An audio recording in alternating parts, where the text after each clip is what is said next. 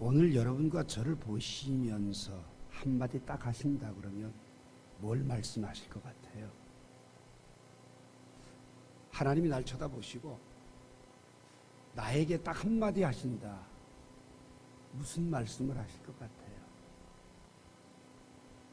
전 곰곰이 생각을 좀 해봤습니다. 오늘 이 본문 말씀 호세아 10장 13절부터 15절 말씀을 보면서 이렇게 지금 말씀하고 계시는 하나님이 우리를 쳐다보시면서 딱 하실 수 있는 말씀 한 가지를 선택한다면 한번 따라할까요?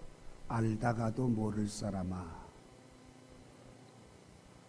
하나님이 모든 걸 다 알고 계시고 전지하신 분인데도 불구하고 여러분과 저를 바라보면서 참 알다가도 모를 사람아, 이렇게 말씀하실 것 같아요. 참 어렵고 힘들 때 하나님을 찾으니까 하나님이 그 삶을 좀 윤택하게 해주셨어요. 왜 그랬을까요? 더 사랑하라고, 더 잘 믿으라고. 그런데 살만하니까 그 하나님 등 돌려버려요. 병들어 죽음에 이르는 고통이 찾아와서 하나님 한 번만 살려주세요 애원했더니 하나님이 회복시켜 주셨어요. 그 건강을 가지고, 그 젊음을 가지고 열심히 하나님을 사랑해야 되는데 향락과 쾌락에 빠졌어요. 어둠의 길들을 걸으며 살아가고 있다라고 하는 사실입니다. 오늘 여러분과 제게 하나님이 넉넉하게 해주시고 풍성하게 해주시고 그리고 여유롭게 해주신 것은 묵은 땅이 되라고 하신 게 아닙니다. 더 열심히 믿으라고, 선한 열매 맺으라고, 그리고 주님 닮아가라고 주시는 은혜였다라는 겁니다. 근데 알다가도 모를 사람이 묵은 땅이 되어버리고 말았어요. 왜 묵은 땅이 되었을까요? 여러분 참 이상합니다. 내가 하고 싶은 것을 성경은 하지 말라고 하면 안 하는 게 내게 복인데, 성경이 하지 말라는데도 불구하고 나는 내가 하고 싶은 대로 삽니다. 하나님의 말씀이 하라고 하는 대로 하는 게 내게 복인데도 불구하고 우리는 그 말씀을 등 돌려버려요. 한 예를 들까요? 아담과 하와에게 선악과를 먹지 말라고 그랬어요. 왜 먹지 말라고 그래요? 먹는 순간 사탄의 노예가 되니까 그런 겁니다. 그런데 먹잖아요. 사탄의 노예가 될 망정 먹어요. 하지 말라고 한 걸 한다고 말입니다. 그러니 알다가도 모를 사람하죠. 그래서 사실 오늘 제목을 알다가도 모를 사람아 이렇게 좀 정하고 싶은데 너무 세상적인 표현인 듯 하기도 하고 그 말씀의 어필이 좀 맞질 않아서 그냥 묵은 땅을 기경하라 두 번째 메시지로 좀 나누려고. 왜 내가 묵은 땅 되었을까? 도대체 잡초만 무성하고 묵은 땅이 된 이유가 무엇일까? 제가 이번 주간에 한 20년 동안 방치된 어느 한 밭을 갔어요.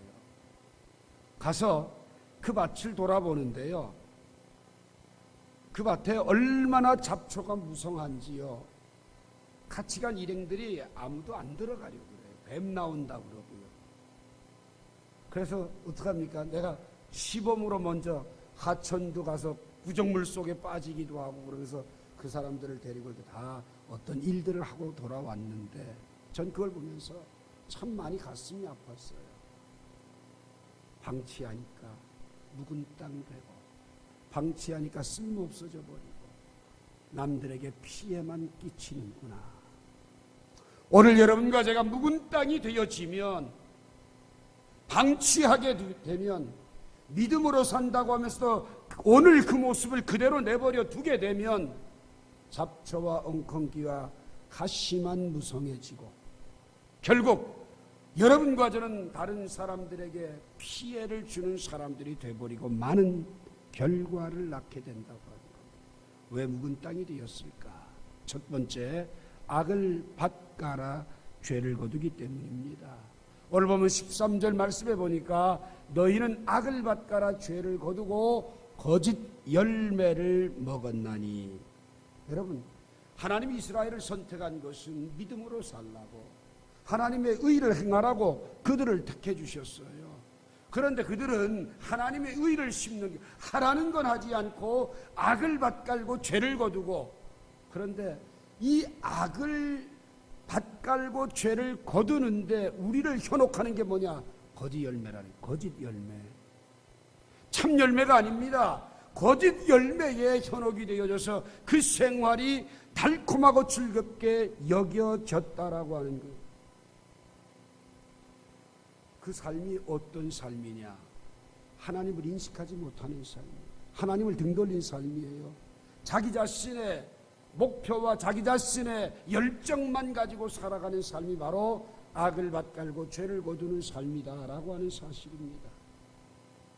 그래서 그들은 이방인처럼, 믿지 않는 사람들처럼 살았고, 거짓과 살인과 도적질을 또 마다하지 않고, 그들의 모든 삶은 죄를 쌓고 모아두는 삶이었다라고 하는 사실입니다. 야고보 3장 17절에 보게 되면 하나님께로부터 온 지혜를 갖게 되면 성결하고 화평하고 관용하고 양순하고 긍휼과 선한 열매가 가득하고 편견과 거짓이 없다라고 합니다. 하나님 앞에 붙들림 받은 사람은 선한 열매를 맺어요. 하나님을 믿는다고 하면서 자신의 삶을 살아가고 있는 사람들에게는 거짓 열매라는 것 때문에 현혹되고 쏘가서 넘어가는 삶을 산다고 말입니다. 이 말이 뭐예요? 내가 만든 금송아지가, 내가 만든 우상이 나를 풍요롭게 한다는 겁니다. 그래서 하나님이 주신 것 가지고 열심히 우상을 섬깁니다. 우상의 제단을 많게 하고 우상을 장식합니다. 우상에 섬기는 의식을 따라 음행을 즐기고 음행을 값주고 타작마당에서 기뻐 뛰기까지 합니다. 그들이 얻은 건 돌이킬 수 없는 멸망에 이끄는 미끼였다라고 하는 사실입니다. 거짓 열매를 놓고 좋아하다가 사라지고 황폐해지는 심판이 그들의 마지막이 되었습니다.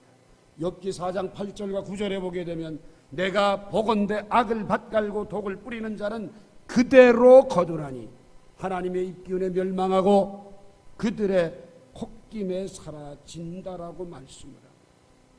오늘 여러분, 묵은 땅이 되어진 이 밭은 마태복음 13장 38절에 보게 되면 세상을 이야기하는데, 묵은 땅이 되어진 우리들의 마음이 왜 묵은 땅이냐? 하나님보다는 세상을 더 즐겨했기 때문이라는 겁니다.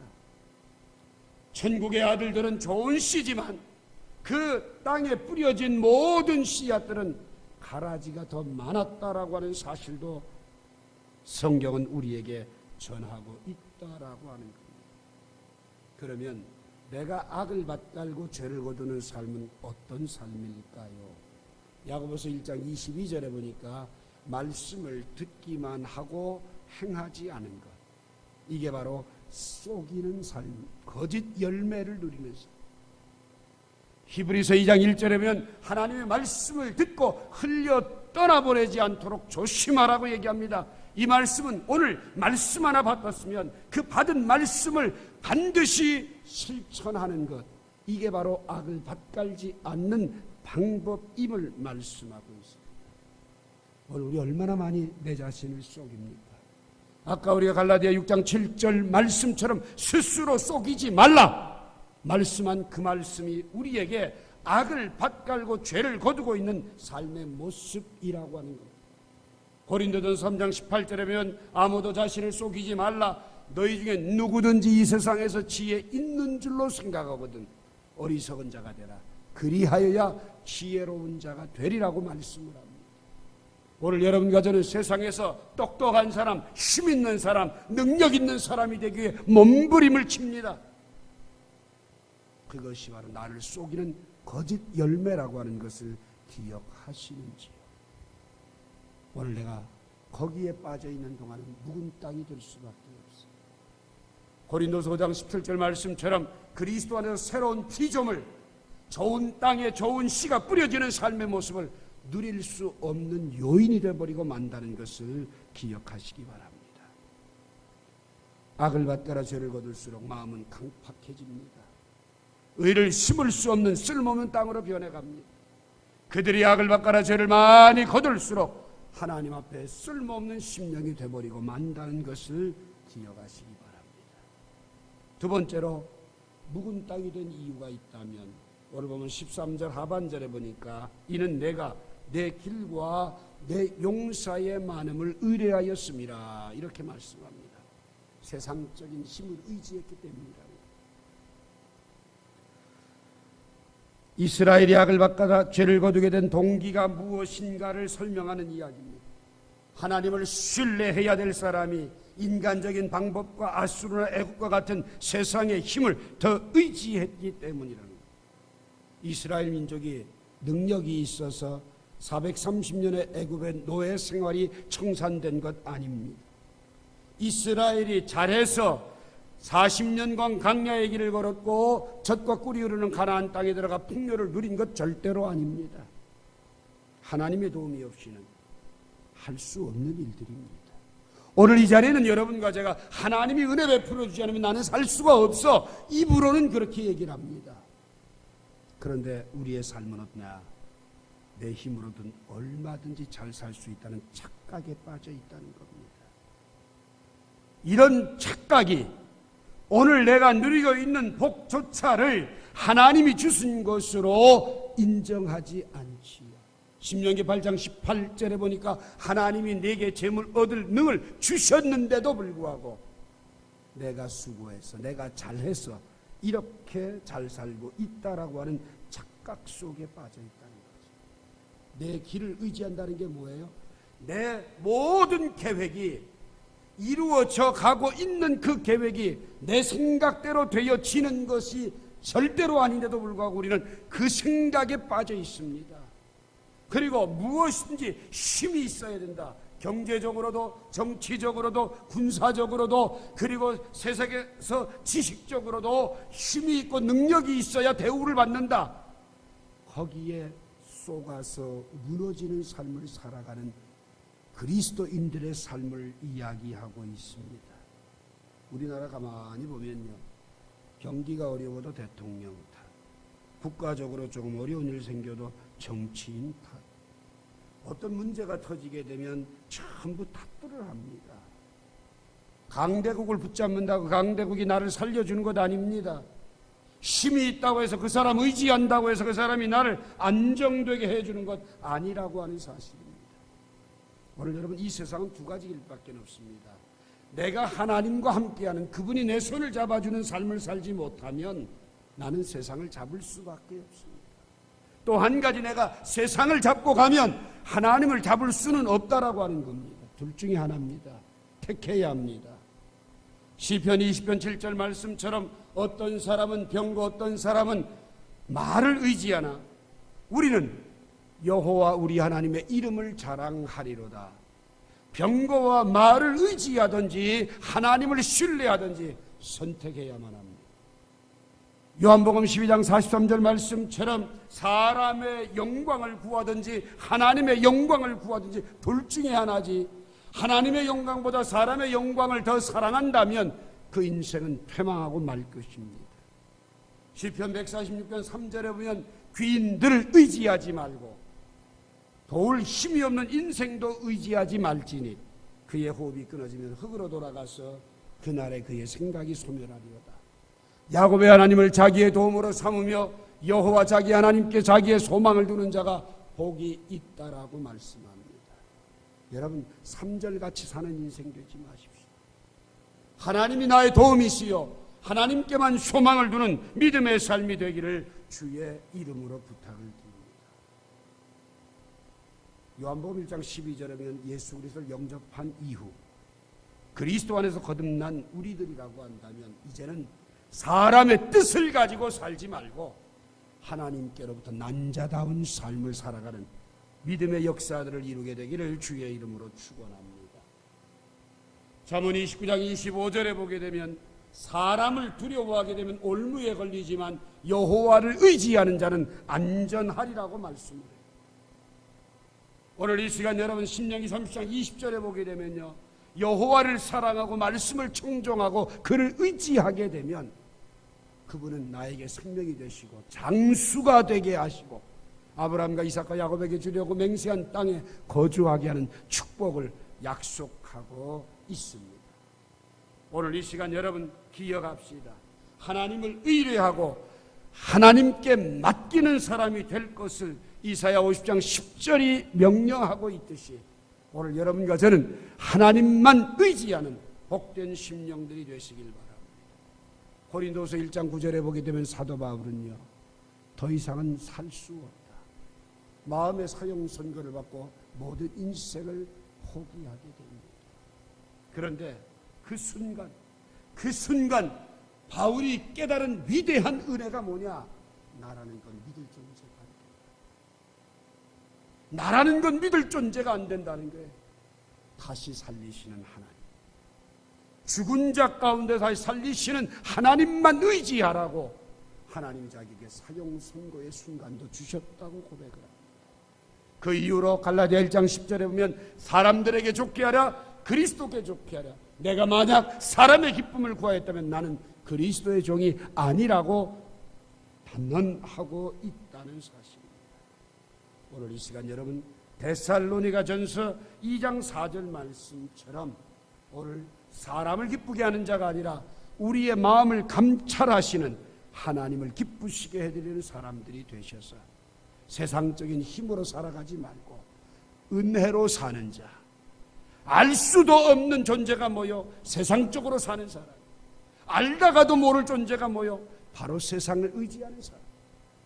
이제는 하나님만 의지하는 저와 여러분이 되기를 주의 이름으로 부탁합니다. 마지막 세 번째로 14절 15절 봅니다. 그러므로 너희 백성 중에 요람이 일어나며 내 산성들이 다 무너지되 살만이 전쟁의 날에 베다베를 무너뜨린 것 같이 될 것이라.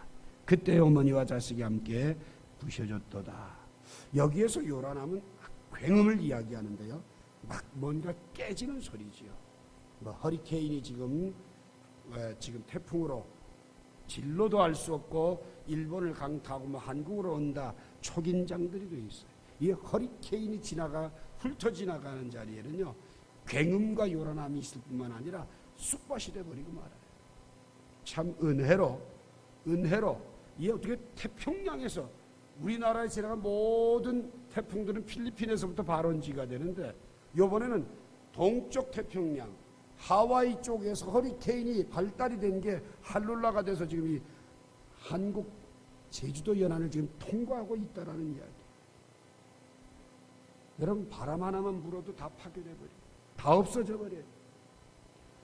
하나님을 의지하지 않고 세상을 의지하고 악을 바꾸고 거짓을 거두고 있는, 죄를 거두고 있는 모든 회개하지 않는 심령을 향해서 너희를 한 번 그 요란함 속에서 모든 것들이 함께 부셔지는데 가장 뗄 수 없는 관계, 어미와 자식이 함께 부서지는 이 세상에서 가장 참담한 일이 회개치 않으면 일어나게 된다고 경고하고 있다는 사실입니다. 오늘 여러분과 제가 이 말씀을 간과해서는 안 됩니다. 이스라엘 민족은 막강한 군사력을 가진 아수르를 의지했다가, 애굽을 의지했다가 그들이 안전을 지켜주는 것이 아니라 오히려 그것 때문에 완전히 멸망하고 말죠. 여러분 시편 7편 12절에 보게 되면 사람이 회개하지 않으면 그가 그의 가심이요 그의 화를 이미 당기어 예비하셨다. 하나님은 회개할 기회를 부여해 줘도 회개치 않고 그래도 세상을 의지하고 죄악된 생활을 계속한다면 화를 당겨서 놓기만 하면 패망으로 이끌어지는 결과를 만나게 될 것이다라고 선천명하고 있습니다. 누가복음 13장 2절에 보게 되면요, 많은 사람들이 어떻게 생각하는 줄 압니까? 갈릴리 사람들의 멸망을 바라보면서 야 저것들 무슨 죄를 져서 저렇게 망했는고 이렇게 이야기하는데, 너희가 회개하지 않으면 너희가 갈릴리보다 죄가 없어서가 아니라 회개할 기회를 주고 있는데 그래도 회개치 않으면 그들과 같이 망할 것이다. 이렇게 말씀합니다. 실로암의 망대가 무너져서 수많은 사람들이 18명이 쳐 죽었는데 예루살렘에 거한 다른 모든 사람보다 죄가 더 있어서 18명이 직사한 게 아니라는 겁니다. 오늘 여러분과 제게 회개의 기회를 주는 겁니다. 오늘 여러분과 저의 삶을 가만히 보면요, 회개할 줄 몰라요. 남들이 어려움 당하면 내 그럴 줄 알았어, 내 그럴 줄 알았어가 아닙니다. 너 회개하라고 보여준 모습이다. 너 자신을 돌이키고 회개하라고 말씀하고 있다라는 겁니다. 15절 보세요. 너희의 큰 악을 인하여 이렇게 얘기합니다. 너희의 큰 악을 인하여 베델이 이같이 너희에게는, 베델이 뭐요? 하나님 만났던 장소예요. 오늘 이 시간 여러분 하나님을 만나는 장소까지도 그 죄악이 연장되고 있어요. 베델이 이같이 너희에게 행하리니, 베델에서 우상 숭배한 결과가 참혹한 살육으로 돌아오게 되었다는 것. 이스라엘 왕이 새벽에 멸절하리로다. 갑작스러운 공격으로 참혹하게 되었다는 거죠. 오늘 이 시간 이 말씀을 통해 여러분과 제가 기억합시다. 베드로서 3장 9절에 보게 되면 주의 약속은 어떤 이들이 더디다고 생각하는 것 같이 더딘 것이 아니라 오직 주께서는 너희를 대하여 오래 참으사 아무도 멸망하지 아니하고 다 회개하기에 이르기를 원하시기 때문에 오늘 회개를 촉구하고 계신다. 여러분, 어떤 음악이나 교향곡을 볼 때 우리 오늘 낮에 특송도 계속 반복하는 음률을 하고 있는데 여러분, 그걸 우린 주제곡이라고 얘기해요. 왜 이 주제곡이 있습니까? 성경이 말하고 있는 주제곡이 뭡니까? 성경 66권의 전체의 주제곡은요, 회개하랍니다. 왜? 구원은 회개로부터 오기 때문입니다. 내가 죄인임을 알고 인정하는 것, 그리고 내가 죄인입니다라고 고백하는 것, 이것이 바로 회개의 첫 번째 조건입니다. 나라는 사람에게는 예수 그리스도가 필요한 이유가 뭐냐? 세상 어떤 것으로도 이 죄 문제는 해결되지 않기 때문이죠. 회개라는 말은 길을 바꾼다, 되돌아온다라는 뜻입니다. 하나님이 부르는 음성을 듣고 하나님께로 돌아오는 것이 바로 회개입니다. 요한계시록 2장 21절에 보면 내가 그에게 회개할 기회를 주었을 때 자기의 음행을 회개하고자 아니하는도다. 회개할 기회를 줘도 회개치 않으면 어떻게 돼요? 살육을 당하고 어미와 자식이 함께 부서지는 참담한 결과가 오게 된다고 하는 겁니다. 오늘 말씀을 결론 짓고자 합니다. 오늘 여러분의 머릿속에 하나님이 알다가도 모를 사람하는 또 한 가지 중요한 이유가 있습니다. 내가 잘 믿고 있다고 착각하고 있는 겁니다. 여러분, 오늘 여러분 내 자신의 굳어진 마음, 닫혀진 마음, 그리고 좁아진 마음, 삐뚤어진 마음, 이것부터 깨뜨려야 합니다. 그래야만이 묵은 땅이 기경되어져야만이 하나님의 약속을 받을 수 있게 되고 하나님의 은혜를 누리게 되고 거짓 열매에 흔들리지 않게 되고 그뿐만 아니라 세상을 의지하지 않게 되고 하나님 앞에 베델의 모습을 갖추게 되는 것입니다. 누가복음 3장 8절은 이렇게 말합니다. 그러므로 회개에 합당한 열매를 맺고 속으로 아브라함이 우리 조상이라 말하지 말라. 내가 너희에게 이르노니 하나님이 능히 이 돌들로도 아브라함이 자손이 되게 하시리라. 믿음의 영적 아브라함 자손이 되려면 회개에 합당한 열매가 전제됩니다. 오늘 이 시간, 오늘 하나님의 최후 통첩입니다. 너희가 자기를 위하여 의를 심고 긍휼을 거두라. 지금이 여호와를 찾을 때니 너희 묵은 땅을 기경하라. 마침내 여호와께서 임하사 공의를 비처럼 너희에게 내리시리라. 이 말씀을 아멘으로 받고 우리의 삶이 변화되는 열매가 있게 되기를 주님의 이름으로 축원합니다. 기도합시다.